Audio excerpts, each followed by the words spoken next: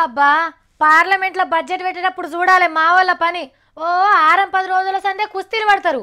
మొదలు గ్రాఫిక్స్తో ఒక రైలు బొమ్మను తయారు చేసి కంప్యూటర్లోనే పట్టాలేసి నడిపిస్తారు. అది కూ అని కూత పెట్టుకుంటూ పోతా అంటే వెనకాల వివరాలు లెక్కలు పడుతుంటాయి. ఎమ్మటే మళ్ళా మనకు తొండి చెయ్యి అని ఒక పెద్ద బ్రేకింగ్ ప్లేట్ని రెడీ చేసి పెట్టుకుంటారు. అది కామన్ అని. అదైపోగానే జనరల్ బడ్జెట్ మీద పడతారు. ₹1 బిల్లును గిర్రున తిప్పుకుంటే గ్రాఫిక్స్ చేస్తారు. ఓ ఇట్లా మస్తు పని ఉండేది. కానీ ఇప్పుడు మా వాళ్ళకి సగం పడ పని తప్పిస్తున్నారు సెంటర్ సర్కార్ వాళ్ళు.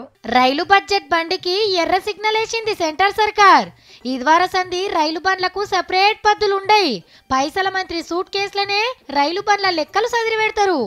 ఇన్ని దినాలు రైలు బండ్ల రానుబోయే ఖర్చులు, కొత్తగా పట్టాలు వరుసుడు, స్టేషన్లు కట్టుడు కోసం దేనికి ఎంత ఖర్చు పెట్టేది రైలు బండ్ల మంత్రి సెపరేట్ గా లెక్కలు రాసి పార్లమెంట్లో పాఠమప్ప చెప్పేటోడు.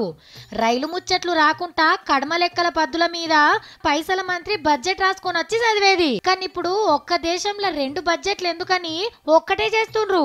అరుణ్ జైట్లీ సారు బడ్జెట్ పాఠం మొత్తం ఒక్కనాడే ఓడిపిస్తాడిగా. మనకిన్ని ఇంకా కొత్త బండ్లు కావాలంటే ఈసారినే కలవాల్సి ఉంటది. ఇదివరకు ఎవరు రైల్వే మంత్రి ఉంటే వాళ్ళ రాష్ట్రానికి ఎక్కువ పైకం ఇచ్చుకునేటోళ్ళు.